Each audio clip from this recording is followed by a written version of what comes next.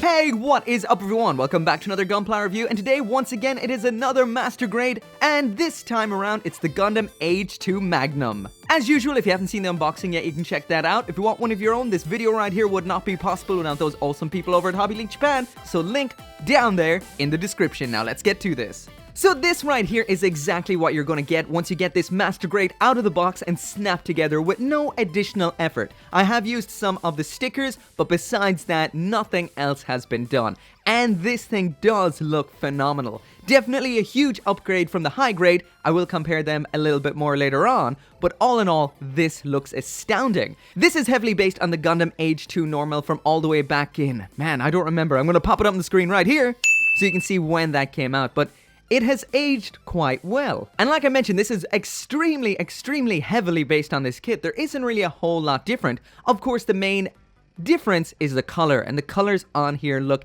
exactly like you'd expect them to. Once again, as is usual with a darker color by Bandai, the purple on here can be quite inclined to mark when you cut out the pieces, so just cut them a little bit further away, maybe a millimeter from the surface, and file and sand them away. That way you'll avoid that completely, but all in all, looking damn good.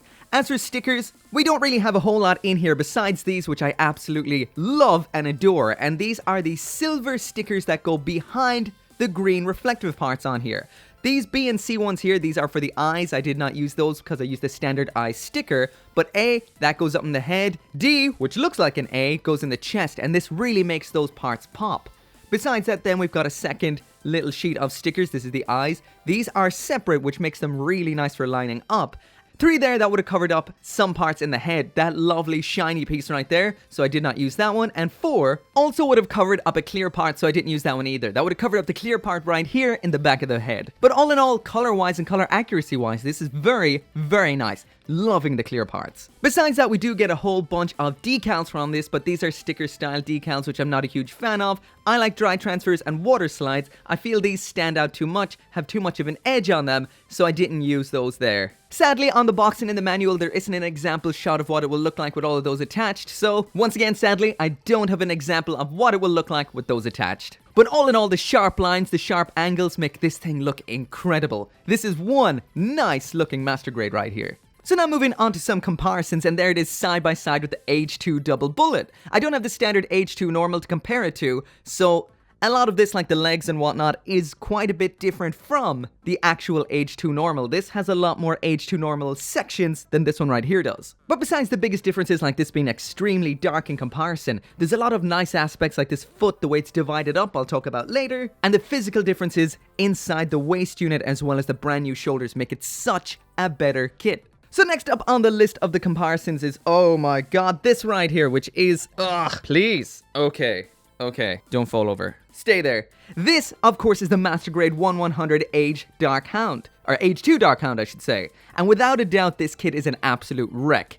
So I've just built my 100th Master Grade in the last week or so. It may actually have been this. It's either this or the F91 After Image version, but out of them all, this is without a doubt in the top 5 worst Master Grades I've ever built. It really sucks. Basically everything that's wrong with the original AGE-II design, which is a lot of loose parts due to the transformation, bad shoulders, bad hips, etc. This builds on top of that and makes everything absolutely and utterly worse. So this right here, not a good kit without a lot of extra effort. However, I will mention at this point that this is the original AGE-II style shoulders, which is awful. It's basically got a bunch of different ball joints, which makes them incredibly weak. That's what's used in this, not in this. This is a leftover part from this. So I'm curious if you can take the new shoulder parts from the AGE-II Magnum and use them in the older kits to improve them. I'd be really curious if that actually works. But either way, that is them side by side. So now moving from one of the worst to one of the absolute best, this is one of my all-time favorite Master Grade kits. This, of course, is Gundam AGE-I Normal, and Bandai really broke the mold when they built this kit right here. When they made, in my opinion, a Master Grade classic. Of course, this here does feature the same shoulders from the other kits, the ones that are those kind of ball joints, but because it has nothing heavy to hold, that means they're never really an issue. On top of that, this kit did some things that nothing had ever done before, and at the same time have never really done since. Of course, the other AGE kits have that very nice shiny section in behind the clear part in the chest, which looks phenomenal. But on top of that, this kit did something I never seen done before and never seen done since, which is the addition of this venting that you can see right here in a lot of parts. This isn't part of the original design. This was just added for the master grade, and I think it looks fantastic. These aren't panel lines. These go all the way through the plastic into the inner frame. On top of that, these knee sections are something unique as well. These aren't part separated. This is a big, thick plastic sticker. So basically, it's like a sticker section of plastic that goes on over there. Looks great, looks way better than a sticker. Does something that maybe they couldn't do at the time with an actual flat piece of plastic. So again, brilliant. More of those awesome vents around the side of the legs. I even stuck the Bandai sticker from the dry transfers on there just because, I don't know, I thought it'd be cool. And all in all, it usually is a really rare case where I actually use all the decals on a kit, but this is one I loved so much I had to do it, and all in all, this kit is phenomenal. But anyway, once again, there is the AGE-II Normal beside the AGE-II Magnum. The final comparison then is beside the high grade, and this of course one-ups it in every aspect. The main one for me though is this sticker in the chest. This clear part here just looks so much better. It doesn't have that big gaping hole in below it, and the way that the F funnels attach into the shoulder is definitely something I prefer a lot more as well. But of course, this right here is a master grade, so you do expect that much more. But all in all, you cannot go wrong with either of these kits. So now moving straight into the accessories, and here is the master grade AGE-II Magnum with everything that it comes with. So the brief overview, of course, is the Hyper Dodge Rifle Magnum, the Shiguru Shield, the 4 F funnels already up there on the shoulders, Kyoya Kujo base adapter, 2 double-ended beam sabers, the set of replacement fingers for using with the hands, and we've got 4 base adapters for the F funnels. So first up, taking a look at the hands, and of course these are the swappable style fingers,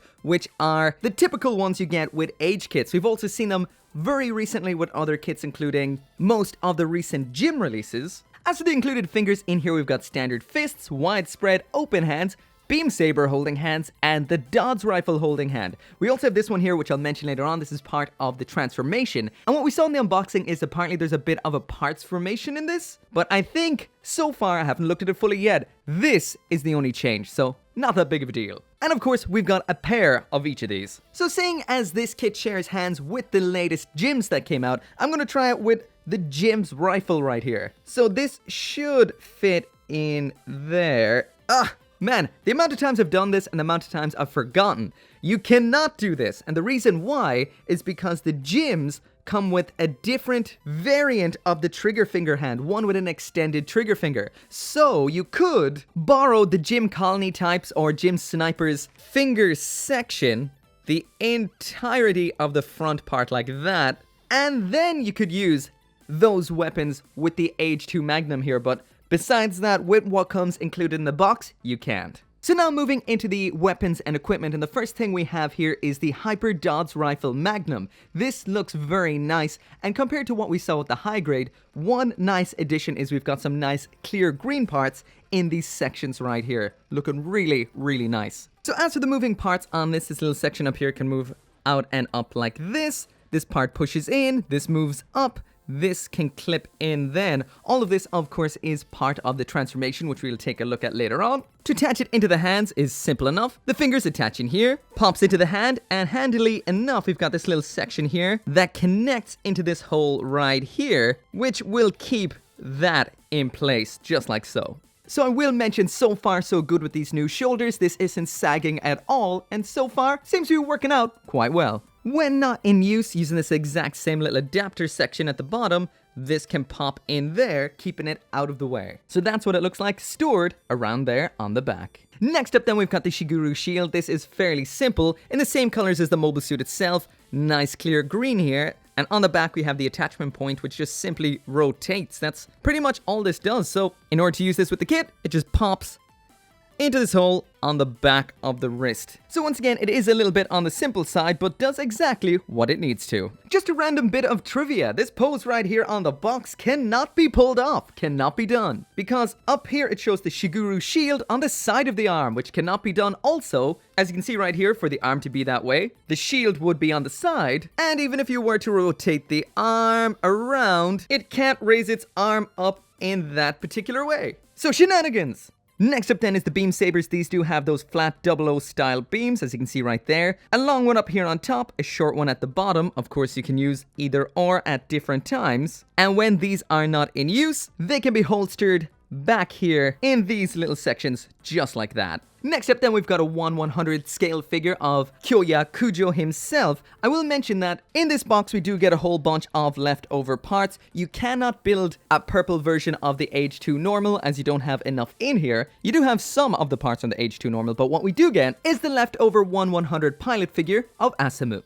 Next up then, we've got your standard base adapter. This of course is just for attaching the mobile suit to an action base like you can see right here. And in order to do that, just pushes on, clips in like so, and then slides up into place. So this is one secure connection for both mecha mode as well as the flight mode. Next up then, we've got the F-funnels. We have 4 of these in purple, grey, and clear green. These can fold out like so. That is part of the transformation. They can be held in the hand with this section here, just like you can see right here. And as for the way they attach just like the AGE-II normal's wings.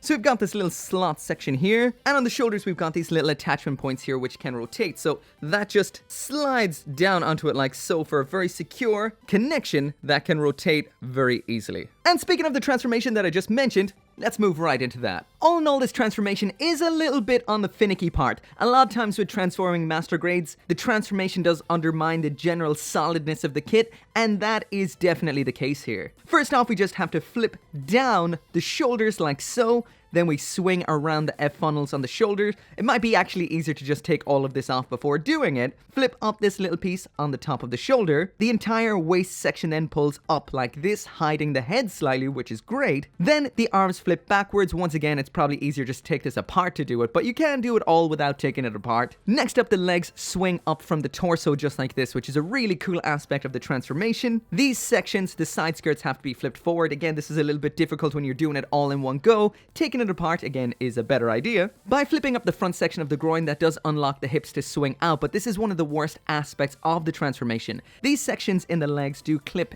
into the bottom section of the skirting armor, the side skirts, but this does not hold at all. Next up then, we have to transform the legs. Again, you'd be better off taking these off to do that, but what you have to do is flip up the leg like this, unlock the section at the back of the leg, which is a better locking section than I've seen before. It's definitely an improvement over the last 2 of these kits I've seen. The leg then bends down like so, locks back into position. The toes then bend up into these points. So as for the parts forming element in here, that's this here.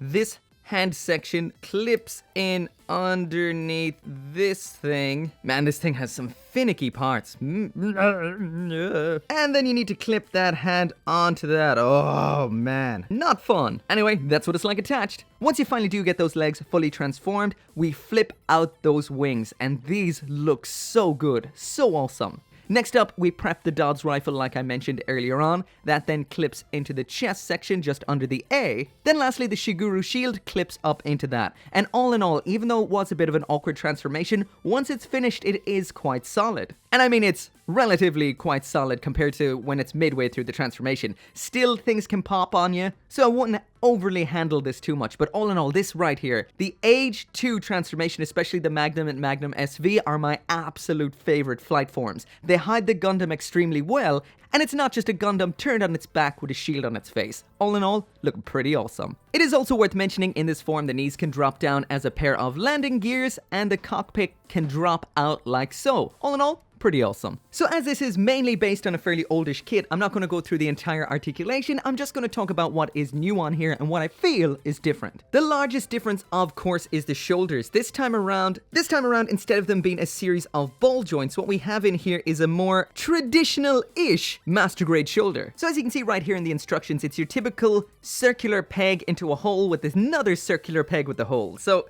instead of being the way it was before, this on the other hand is what we had before, which is a polycap cup onto a ball joint, as you can see there. This was incredibly weak. And not only that, the shoulder section connected in here, which is another polycap. So what we got was this incredibly flimsy shoulder that had to lock into place like this. When that was locked in, it wasn't so bad, but if you wanted any sort of pose, you'd have to unlock it, and then it was just flop city. This design, on the other hand, is so much better. It can move in and out without losing its strength, up and down, and still does not lose its strength. However, on just putting down the double bullet right here, I realized another issue that these kits had, and that was this. So this bit of armor just fell off just from me leaving it down. And this is something all the older kits had, and this still has it. So if you do want to avoid some absolute headaches, as you can see here, it's already coming off. It doesn't take much to knock that off at all. If you want to avoid those headaches, glue that piece. The only other thing I could mention different about this kit is the knees.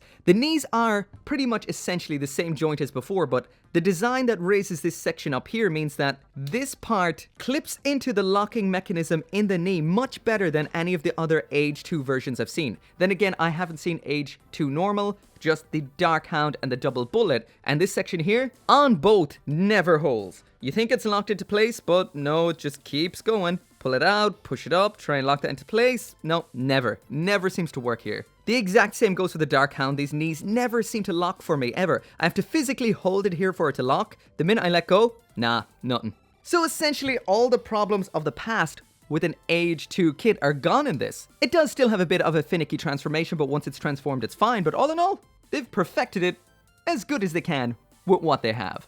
So that right there is it for the review, and I have to admit, I am impressed, and this right here gets a silver tier. This is exactly what I would expect from a master grade. It's solid, it does everything it should do, and it does it all pretty damn well. As for the other two I looked at, the double bullet I would have given a bronze tier, and the Dark Hound would have been brown tier without a doubt. Both of those kits just failed in so many aspects. This right here has picked up what they've dropped and done it right. So I am hoping we're going to see the SV version of this, because I think that looks better, it's bigger, it's more awesome.